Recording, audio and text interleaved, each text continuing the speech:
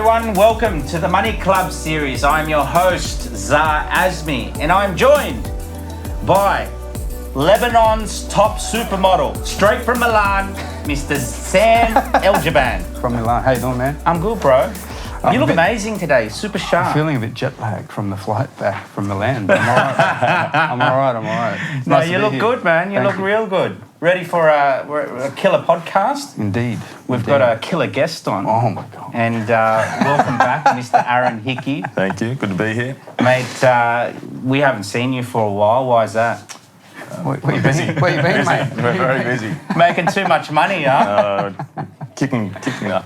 Yeah, pretty well. For our listeners, Aaron is our finance broker, our preferred finance broker, our partnering finance broker. He's the man, he's the money man. So, when we're talking about getting finance and all of that sort of thing, Aaron's our guy, right? Aaron looks after all of our clients and he does an amazing job. And we're blessed to have him on the podcast today to discuss some tips on getting finance ready. So, what's been happening, Aaron? Like, tell me, you know, money's cheap. Last time we had you on, I think it was about a year ago you were on? It was a long time Yeah, ago. quite a while. There's been a few changes, I think. I think we covered off on quite a few of them, and the expected changes, which have now sort of come into play. That was the irresponsible lending. The irresponsible lending, yeah, Starting to come back. getting rid of the responsible lending guidelines, which has sort of happened. It's probably not as much as we thought it might. Money's still very cheap. The talk is now that interest rates are probably looking like going up at some point. When, we don't know. Reserve Bank seems to have sort of kept everything on hold and intends on keeping it on hold for a while yet. But money's still cheap.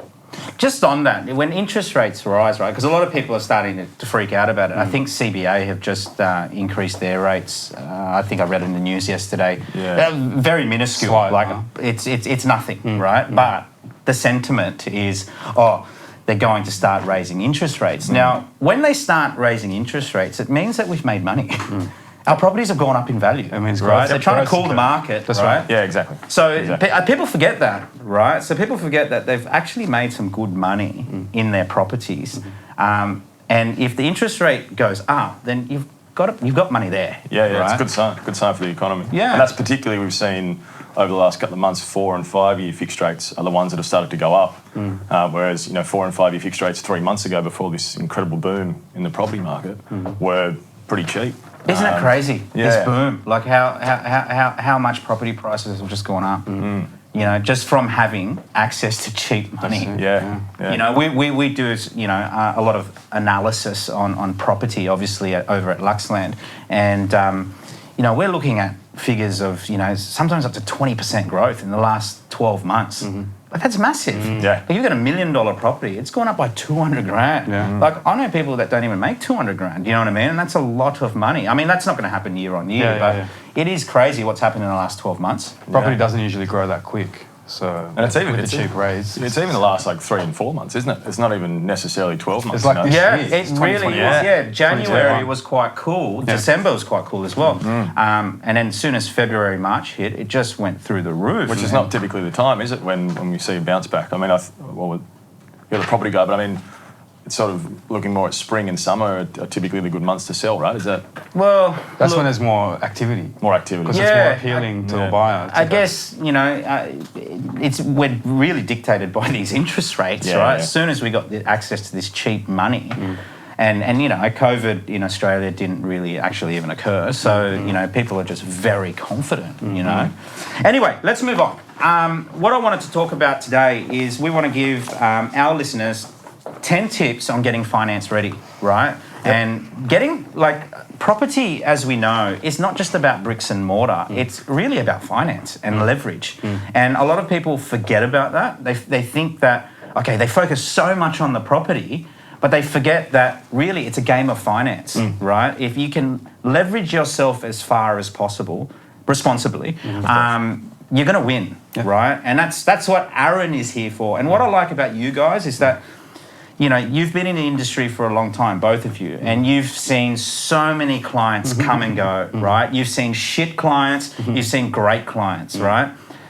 And what I want to do is really pick your brains about what you've seen. And basically, there's a lot of things that people do that they don't understand that is affecting their servicing and getting finance. So, for example, the first one here would be budgeting, right? Budgeting is like, we talk about it It's all 101. the time. It sounds boring, we hate it, but like you got to do it. Well, at the end of the day, what my take on the finance sort of look at it from the banks is that they treat us like a business, right? So when someone goes for a loan, they're looking at their income and expenses as well as their balance sheet. So they're really being assessed like a business. And what's the risk? And what's the risk? So at the end of the day, you got to treat yourself and your money like a business if you want to go and invest in property, because they're going to look at your numbers. You can't hide anymore.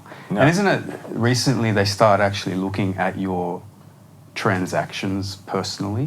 They used to apply a sort of an average expense, but now they look at your actual expense. Is that what's happened? Yeah, I mean that's been the case for as long as I've been there, but it's certainly been more strict in recent times, particularly now with money so cheap, people can borrow more. The banks are starting to cut down and say, all right, can you definitely afford this? Because as you say, at some point interest rates probably will go up.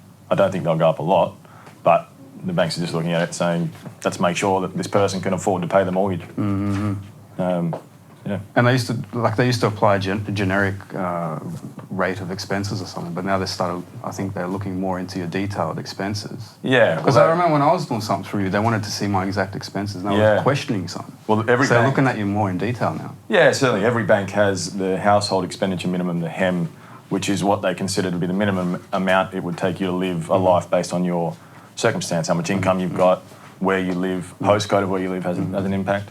But yeah, they're certainly looking closer. Why does the postcode have an impact? Well, I think they look at it as if we're living in Bondi, for example, it's probably more expensive to live, or typically people would be in a more affluent suburb like Bondi would be spending more money. Yeah, right. But they're also earning more. Absolutely, right? absolutely. So it sort of offsets that. It does. We've seen a lot of people, like Aaron, we've had a lot of conversations where we've dealt with clients together, and they're on really good incomes, right? And then we go, where the fuck is all their money? How many times have we had that conversation? And it just baffles me that people are on 200, 300, 400, sometimes into the seven figures, right? But they just got no money. And that's step one, really, isn't it? You can't get into property without a deposit. Although, I mean, we'll cover off on sort of potentially using equity elsewhere, but that's, number one. If you don't have a deposit, you can't buy a house. I've had heaps of clients doing tax returns for them in that space, $1 million plus incomes, and they've got no investments. Purely because their lifestyle was that high. So they're spending all that money. It's going out the door. All their kids are in private schools, all that which is a good thing. It's not a bad thing, but even though they've made more money, they've spent more money. So they're chasing their tail, really. They haven't really taken advantage of that increase in income and done something with it. They're just living a better life, which is a good thing at the end of the day. Look, they're living a better life, but long term, is that going to serve them? Suffering, right? And let's not forget, it's not just the deposit that we need. We need stamp duty, we need legal fees, we've got the Lux land fee if you engage us, you know what I mean? So there's so many other things that you need your cash for. Emergencies, let's say there's a vacancy if you're buying an investment property, or if you're buying a home and somebody gets sick, right? And you go from two incomes to one. You've got to account for all of that. And if you haven't, I guess, protected yourself with your budget, then you're not going to be able to endure that storm, right? When it comes, you're exposed. Yeah, you're exposed. Yeah, it's like when COVID hit last year, right? It really shook up a lot of... It shook up myself. I was like, oh, hang on, I've got to tighten my belt here and stop spending and buying so many watches and cars. You know what I mean? I've got to stop all of that, right? And now that's sort of kick-started again, unfortunately. So, we need to have a really firm stronghold on what's coming in, what's going out, and that's why it's the first step, right? We see it all the time. We see people fail at it all the time. And you know what's funny? You think that you're good at budgeting, but you're really not. I would say get a third party to look at it and really sort of remove the emotion and go, hang on a second, I think you're spending too much money here. Yeah, certainly. Bookkeeper. A bookkeeper, they'll keep you accountable. They'll keep you honest. Number two, let's move on. Clean up credit history. And Aaron, I know you've seen a lot of people with bad credit. What type of tips can you give people that have made mistakes and all of that sort of thing in the past? I get this asked, how do you can you clean up your bad credit history? Look, bottom line, no. If you've got something like a default, it's very difficult to get it removed unless there's justifiable grounds. Having said that, your credit report is wiped. I think it's every 5 years, it might be 7 years. Okay. So it eventually will come back. The bottom line is, even with a default these days, there are the second-tier lenders, non-conforming lenders, that are happy to go ahead and lend money even if there is a default, provided you show that this happened 3 years ago, and for the last 3 years, this is what we've been doing with our budgeting, et cetera, et cetera. And there are lenders that will still look at it. So cleaning up is one thing. At a higher rate, though, right? Yeah. So what happens is there's a cost to that. Yes. And I think what people need to remember when they default on, I guess, what's an example, like a mobile phone bill or something like that? Repayment. Yeah, credit card repayment or even a home loan repayment, whatever it is, they've got to understand that in the future, when they go out and get lending, it's going to cost them. Yeah. Right? You're going to have to pay a premium to get the funding. Absolutely, yeah. And so eliminating or trying to clean up credit history is one thing. Making sure that you don't have frequent credit inquiries. So if you're going out and applying for a credit card every second week or, short-term loans, car loans, if it's really frequent, that's not a good sign. The lenders don't like that. Yeah. Having said that, some level of credit history is positive. If you've got a credit card that you use, I think I've discussed this before, I got a credit card that I use each month for my expenses, get the points, pay it off, and we never pay any interest. That's not a bad thing. The lenders like that. It shows that you. What do you use your points for at the moment, Aaron? You can't really fly anywhere. Not much. No, just banking them up. Yeah. Hopefully we can travel soon and actually use them. I think I've got like millions worth of points there, just sitting there doing nothing. Yeah. But yeah, I love my credit card as well, and I think by paying it off every every month, and making sure that you don't get hit with interest, but number two, you're meeting those repayments. Yeah. I think your credit history is an asset. You know what I mean? Like, I think if you think of it like an asset, and if your credit history is not as good, it's what's a good score, like 700 or something? How do you even check the score? Can you? Well, you can. Yeah. I mean, you can go and run a credit report. I think you can do one free each year. Oh, yeah. You can find out what your credit score is. There's a couple of different credit reporting agencies. Yeah. Vita? Vita's one. They're one. Yeah, they're the main one. So they can pick. So our listeners, they can go and check their credit report for free, or do they have to pay for that? You can do it once a year for free. Yeah. You can then pay for it whenever you want to. Yeah. Okay. We can do it. We often do it with the written permission, obviously, from the client. We can run a credit report through our systems, and we often do, because that's one of the things. I mean, particularly for someone that wants a pre-approval, for example. Yeah. We might not have time. They might go to an auction. Someone might call me up today and say, I'm going to an auction this afternoon. And we say, well, we don't have time for the bank to assess it, but we can run a credit report, see where it's at, see if there's anything that's sort of a red flag that might cause any concern. That report is probably one of the most important reports for you to know, all right? Like when you think about it, because you're trying to get finance. And Kiyosaki famously says that, your school report doesn't mean shit. It's your financial report, right? And that's basically what it is. That is, yeah. So I think there needs to be more emphasis on it, because when I was a kid, we heard nothing, right, Sam? I know, you and I went to a shit school, but, right? We ended up all right, didn't we? But we never taught, I'd never heard about it until I was working in tax. So. Yeah, there isn't any education, is there, on that as a kid? And it's crucial. But even adults don't even know about it. I guarantee we've got listeners right now going, oh my God, I'm going to go check my credit score. I didn't even know I could do that for free, right? I thought it was just something banks could do. Yeah. Let's move on. Number 3 is, this one's an interesting one, we've touched on it, interest rates, right? I find that people are very caught up on rates alone, even though it's important, right? But there are other factors. Yeah. But interest rates, how do we advise? But we don't want to use that word advise. But how do we coach people in terms of understanding about the interest rate? Well, I mean, I think, as you said, it is important, because a 1 or 2% difference is a huge expense. But then on the other side of things, if you've got an investment property, bearing in mind that any interest you pay, it's deductible. I'll let the accountant say that. Yes. But so, I mean, it's actually not a huge deal. An extra $2,000 a year might only be $1,000 a year once you take in the deductibility. Correct. And as I said, I mean, we often talk at the moment. So, for example, we're doing a lot of business with St. George and Westpac, because they're about as cheap as you can get on the market. But I've got people, a lot of our mutual clients, who are trying to get things done really quickly. And so I'm saying we can do it, we can go through St George, but it's going to take us 3, 4, 5 weeks to get it done. Yeah. And whilst they might be 20 or 30 points cheaper, I can go to Macquarie Bank and have it done this week. Yeah. So there's a lot of factors to consider. It's not just, as you say, the interest rates. Can I do it? How long is it going to take? And what's it going to be like to use the lender after settlement? It's interesting, right? Because, like we have so many products available to us now from so many different providers. And they're basically suppliers, right? They're suppliers of money. And we have so much choice. Like Sam and I, we were going through a deal we're trying to do at the moment. It's $3 million.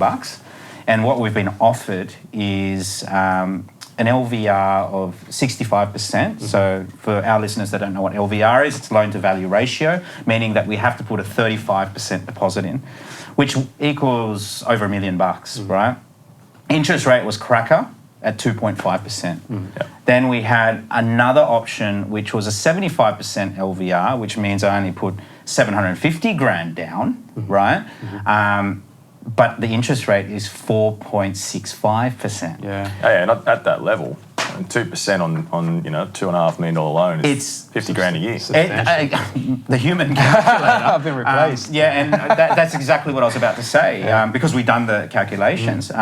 It was an extra $50,000 a year in interest repayments. We're still undecided on what we're going to do, but we're not focusing so much on just the interest rate. We're focusing more so on, access to funds, because everybody's different. Everybody needs different things. For me, for example, I like access to more funds so I can go and leverage and do more things. But then there are other people that are really cash rich and they're like, all right, well, where else am I going to park my money?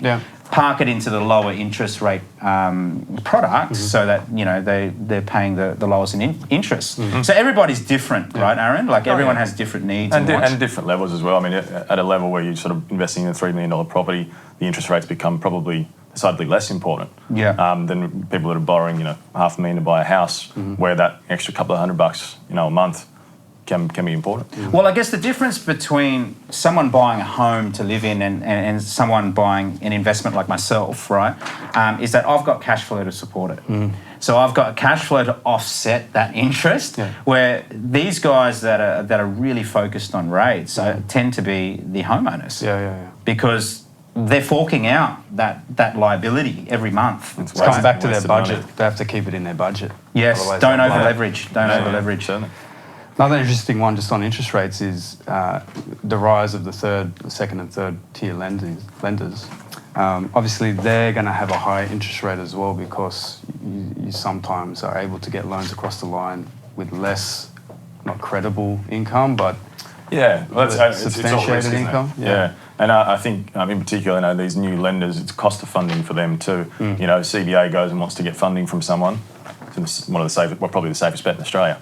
So they'll lend it to CBA at 1%, or 0.5%. So CBA can then do these really low rates, but you're lending it to a startup bank or a second tier lender that doesn't have as much history, doesn't have as much credibility, as you're saying. They can't get money for that cheap. So to make any money, they've got to have a higher interest rate, which is why they've got to target the clients that would be considered to be more risky. Yeah, so there's a market for everything. For anyone. That's what I was trying to get at. If you want to get in, you can get in. Number 4, increase income. Right? Like it just make more money. Makes sense. Yes. Learn more. Fairly self-explanatory. If you're an employee, learn more. Do some more courses. You know what's funny? We talk about like what mum and dad used to do, right? And most of us had mums and dads that just had fixed incomes. There was no opportunity to the only other opportunity was maybe get a second job or, that and that's about it. Where now the opportunity is endless. Like you've got the internet. There's so many different types of side hustles you can do. Like as long as if you really want it, you can go and get it, right? Like we're all involved in a business where we can control our income. So, for example, if I need to make more money, I just go and do more deals, right? That's just how we do it. We just turn up that marketing and, go and, hustle, right? So we've got that capability. And I think everybody else has as well. It's at their fingertips. Like you've got your phone, you've got everything you can use to make more money. It's just whether you really want to do it. But in saying that, how much does it help us, Aaron? Yeah, well, I mean, it does. It helps enormously. I mean, the more income we can show the bank, the more they'll be. Can you give us an example, please? Like, so our listeners, for example, you know, their average incomes would be 100 grand, 120 grand, right? Yep. If they were to increase their income by, say, let's call it 20 or 30 grand a year, right?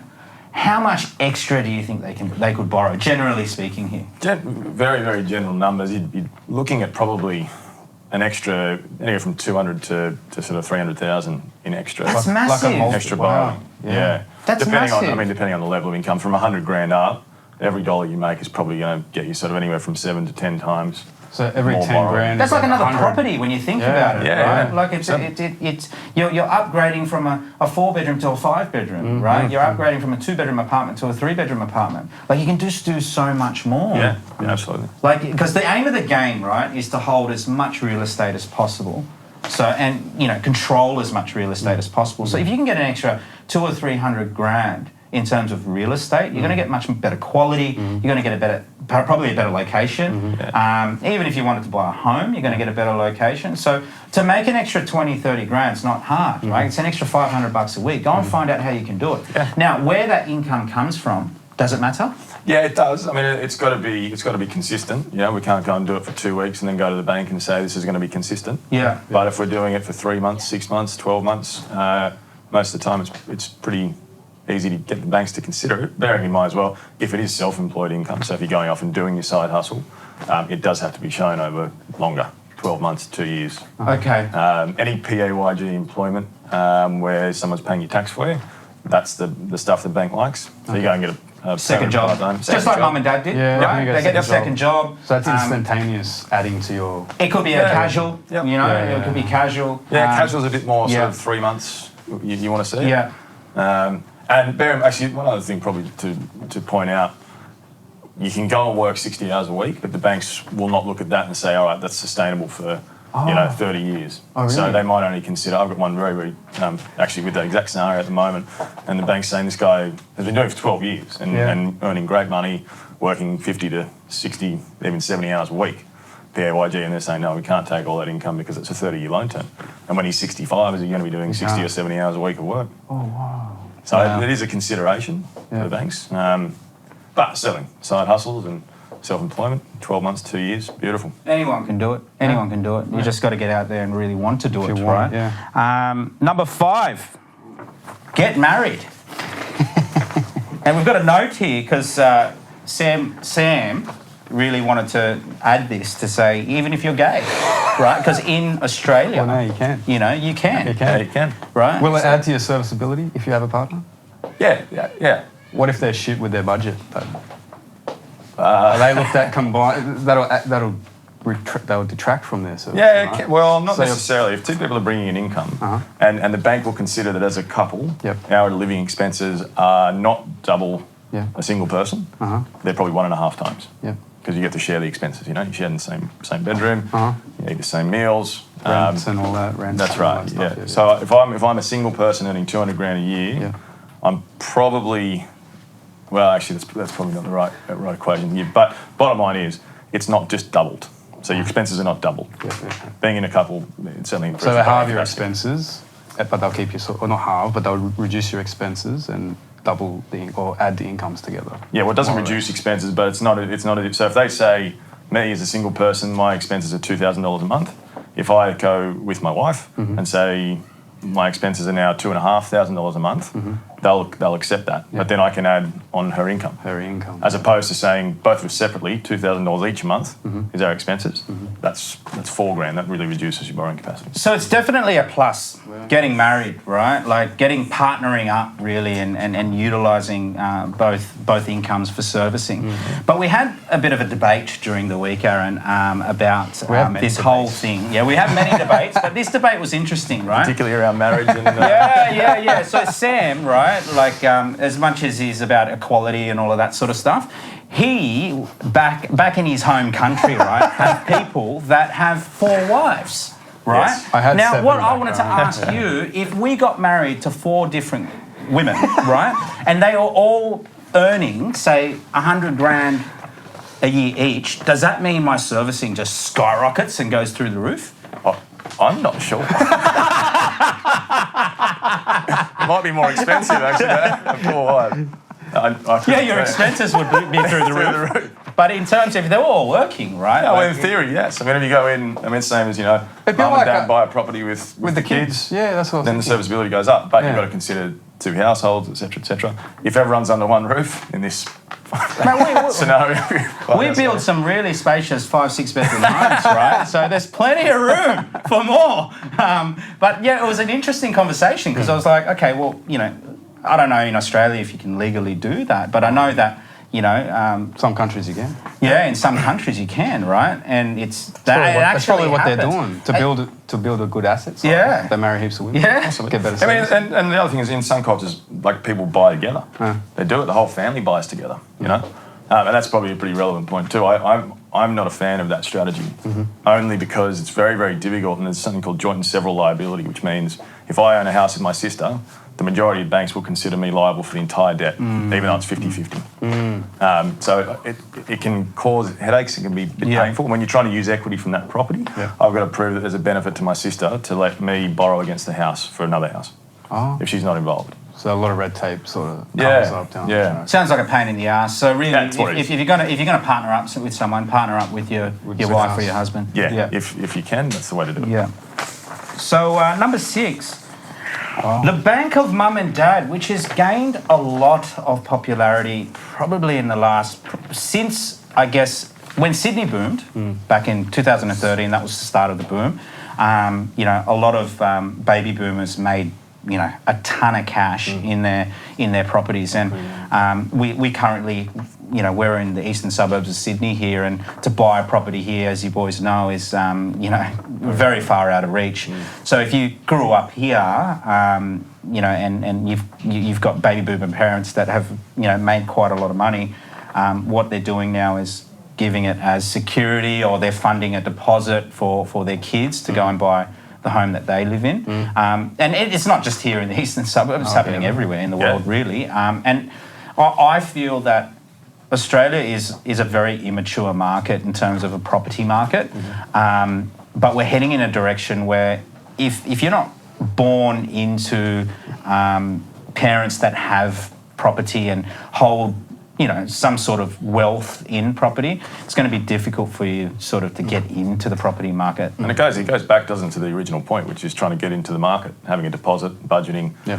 It's very, very difficult. But there are options which a lot of people that talk to me are not aware of. Even for buying an investment property, there are banks that say, all right, if mum and dad have a house that's unencumbered, or even unencumbered mean there's no debt, or even it has a small amount of debt, the bank will say, you know what, if your parents are happy to guarantee your loan, we'll let you borrow 10 or 20% against their house and borrow the remainder against your property.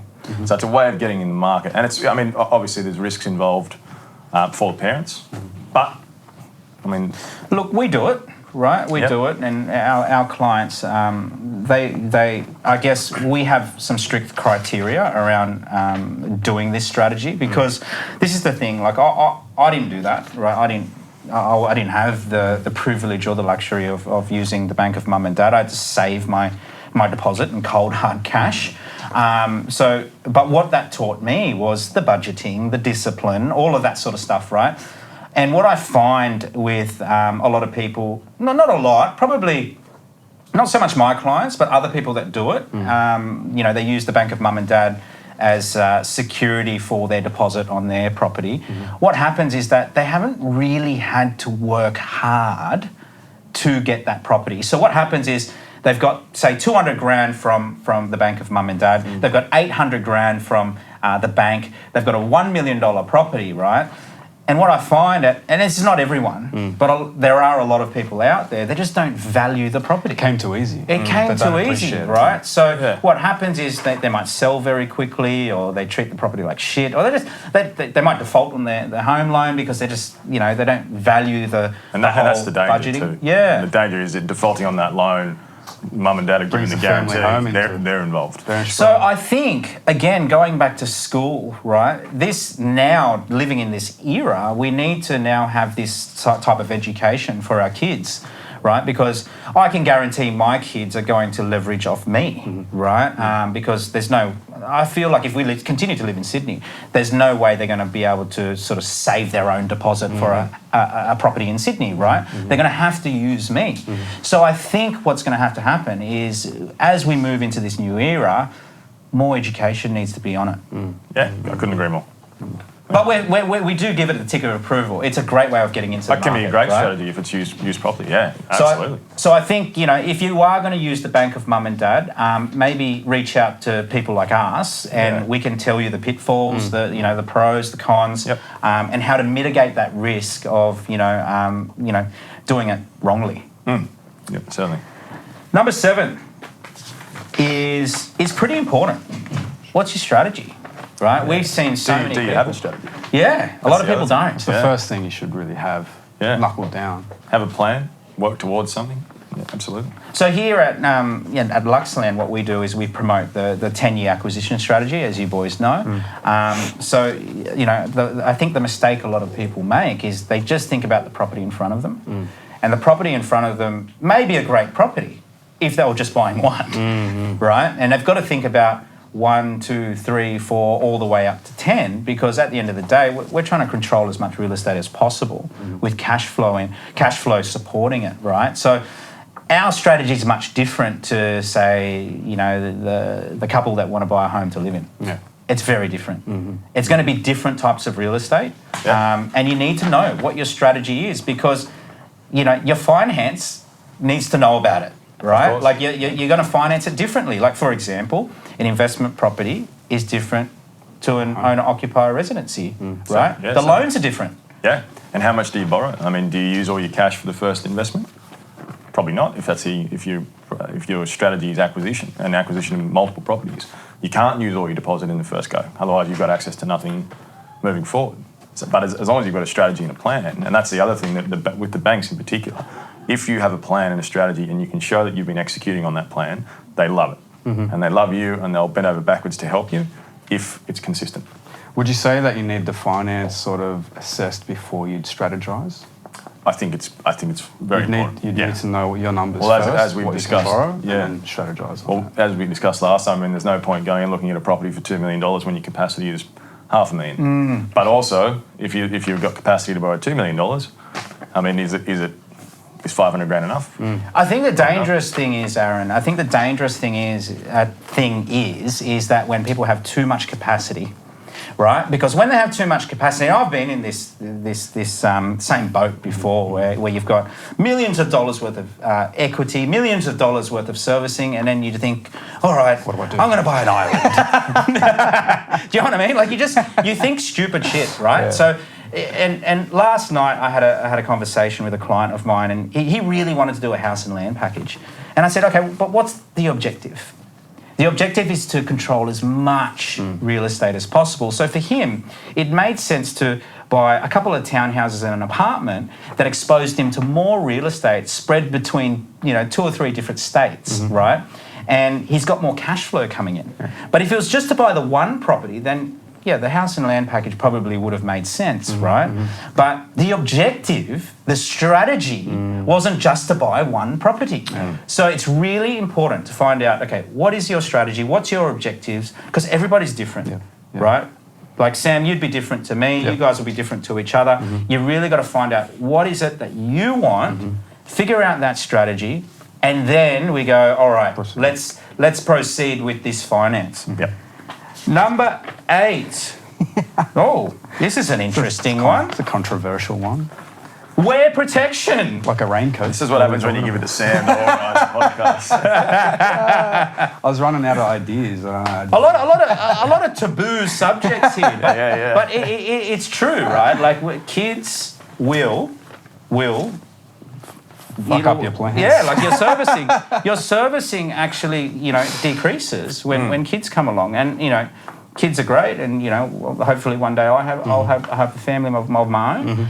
But at the same time, if you can sort of do as much as you can before kids, right? So. Then logically speaking, it makes sense. Absolutely. When the bank looks at you, if you have a child, what does that do to your capacity? Well, obviously your expenses go up. Okay. So I fell into the trap. Well, not the trap. I've got two young daughters who I love, who are gorgeous. But we had kids before we started to really move forward with business. So you fucked up. Pretty much. Yeah. Pretty much. But it is harder because it is more expensive. You have childcare, you have extra food, you have less time to work. You've got. Do they really eat a lot more food? Because they're only little people. Not necessarily, but there is different types of food that you got to buy, and they can be quite fussy. Yeah. A bit like Sam. Yeah, very fussy eater. And what do you feed them? Just like that tin food,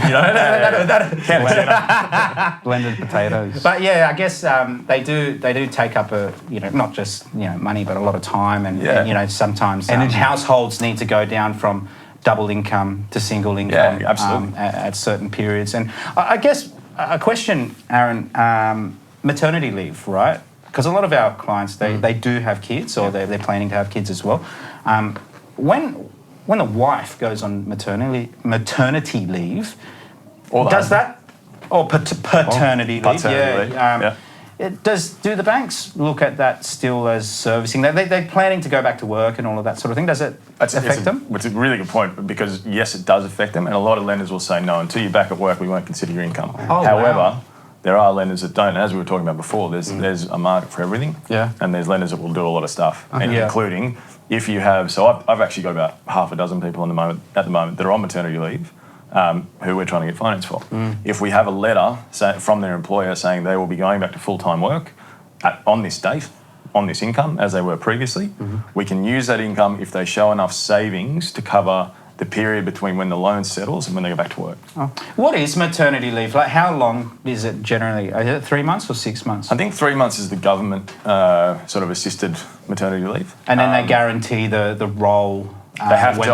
I believe. I'm pretty sure the law is you can't get rid of someone, obviously, so they're guaranteed to come back to work. Pretty good country to live in, isn't it? Australia? Oh, we're looked after. We're very well looked after. Yeah, but it's typically. 3 months is not typical. In my experience, it's. And having had kids 3 months, at 3 months of age, you're not really ready to leave them at home. No, you need a lot more time. So 6 months is usually 6 to 9 months is probably typical. Okay, and banks know that. So from a logical point of view, there's a bit of risk there, so they need to assess it on a case by case. Of course, and as you say, it's legal. Like it's legislation that they will go back to work. They can't remove the job. An employer can't remove the job. Yeah. Okay, so don't have kids. Not until you've started to really invest. Buy as much as you can before you have kids, if you can, right? So if you're thinking, if you have kids and you're about to, have another one, let's try and borrow as much money as you can and invest as much as you can, because with the budget in mind, making sure that during that period. Of course, we want to be very responsible, but at the same time, the irresponsible lending hasn't come in yet. We want to be very responsible. At the same time, we want to be very aggressive. Yes, right? Absolutely. So you'll never regret being aggressive. In your early days of investing. Number 9. Find a good broker. Sam, do you know a good broker? I don't. Aaron? All right, not me. I've heard of good ones. He's a fantastic broker. Yeah. No. Very important. And I think what highlighted it just then was in that last point. There's a market for everyone. I think banks will drop a lot of things with clients or potential clients of theirs if they don't marry up to some dot points in their loan applications. If they don't fit. If they don't fit, you're out the door. Right? And you're not going to walk into CBA and get told, it doesn't work here. But exactly. Why don't you go to our competitor next door, because they'll do it. That's right. So they're not going to say that, are they? No. Having a guy like you're able to actually get someone a result. But you know what I love about Aaron? You know what I love about you, Aaron? Is that when a problem occurs, like, no problem's too big for you. Like, you will persist. Like, we've had some really curly ones and very frustrating ones. And you have just been able to solve those problems through creative solutions, because you've got that many contacts and your network is so big. that's what I love about you, because clients are going to be told no, right? Like it's not smooth sailing. There's always going to be hurdles. No, that's part of the job, and certainly part of the job that I consider is, if we commit to work with someone, we will make sure we make it work. If it's possible, sometimes it's just not. But what I try and say is, I can guarantee you that if it doesn't work, it won't work anyway. No one else can do it. So I will do everything I can to make it work, find a solution, and if we can't, then it's not because there's been stones left unturned. The buck stops with Aaron, right? So if Aaron says no, that means no. No one can do it. That's right. Number 10, the last one, is probably one of the most important, and it's find a great deal, right? And obviously we've been property focused with this podcast, because getting finance, we don't want to get finance on Bitcoin. How do we go on Bitcoin this week, boys? Don't talk about it. Are you in, I don't know anymore. Fucking Elon Musk. Mate, the guy that works for me, Marcus, came in and said, I think I want to get into cryptocurrency. And I was like, well, I don't know much about it, but doesn't seem to be a lot of intrinsic value. Having said that, I mean, who knows? Now's the time to buy. He bought $100 and at the end of the week it was $43. Oh, wow. It'll come back up. It'll come back up. But in terms of leverage, we want to leverage into property, preferably, bricks and mortar. We know it's safe, it's secure, it cash flows. But there are a lot of shit deals out there. Yeah. Right? Oh, mate, the amount of people I speak to that are paying 4.5% or 5% still on an owner-occupied property. It's just like, man, come on. Come and see me, I'll get you 1.8%. The amount of deals that are out there people don't know about. Yeah. And people don't look at it either. Now, the other thing is, like, for guys like us, I mean, I'm focused on it. It's my job. I love looking at the numbers and trying to crunch things and work things out and trying to find a better deal. But a lot of people, that's not what they're interested in. That's not their job. And so they don't look at it. They go to work and they do whatever else they do and they do it well, but they don't know what's happening in the finance market. Well, you know what's funny is we send a fact find document to our clients, which you guys know about, and it's obviously we're just trying to gather as much intelligence as we can to make our recommendations. And when we're looking at, I look at the column always at the interest rate they're paying currently on either their home or other investment properties, and it's probably the majority of the time they're paying too much. The majority. We're not just saying, oh yeah, we see some people paying too much. It's like most of the time, I'm saying 90% of the time, 95%. Yeah. Really, most of them are paying too much. And that's the other thing that we try to do anyway. I try and make contact with all the clients that we've got on our books already at the end of 3, 6 months, 12 months, and even 2 years. Just because the chances are, when the banks start to reduce interest rates, they're not going to come and tell you about it. They're not going to tell you, yeah. And that's part of having a broker, or part of my job, as I consider it as a broker, is to make sure that I stay in touch with my clients. We've got clients that we financed 2 years ago. Now, bearing in mind, obviously, we don't refinance everyone just for the sake of it, but clients from 2 years ago, 2 years, 3 years ago that are paying sort of 3%, and we come back and say, look, we've had a look. We'll go back and negotiate with the existing lender. Can you reduce the rate? Oftentimes I'll say, no, not really. So we go back and say, all right, we'll take you to a different lender with the idea of... So for our listeners, right, that currently have home loans and they're unsure of, what they're paying, or they can probably just look it up on their net bank anyway, but what they should do is, what should they do, Aaron? Like if they... Well, have a look or call me. Yeah. Doesn't take long. I mean, we can have a look at it. It's a 2-minute conversation. Yeah. This is how much debt I've got. This is the interest rate I'm paying. All right, have a chat. Does the income work? Have we got options elsewhere? Yes, here are your options. So it's not uncommon for to make that phone call and to be able to save, 20, 30 grand a year. A lot of we've done a lot, eh? People in saving 60 grand, 70 grand a year. Wow. On bigger debts, but like huge savings. Big sums. Makes a difference because we're dealing with big numbers, right? Yeah, and if we go back to the initial point, how much does extra income, increase your borrowing capacity? It's the same thing if you reduce your interest rate. Yeah. All of a sudden you're paying $50,000 and $60,000 a year less. Now there are sort of buffers in place that the banks look at, but you might be able to borrow an extra $400,000 or $500,000 once you've restructured at a lower rate. That's a very good point. Well, there you have it, guys. Wow. Interesting. A wealth of knowledge from both human calculators. Thank you so much for coming on to today's podcast. We really enjoyed it. For you guys out there that need a good quality finance broker, please, reach out to Aaron. If you need his contact details, reach out to us personally and we'll pass you on his details. And until next time, we'll see you later. Bye. See you guys.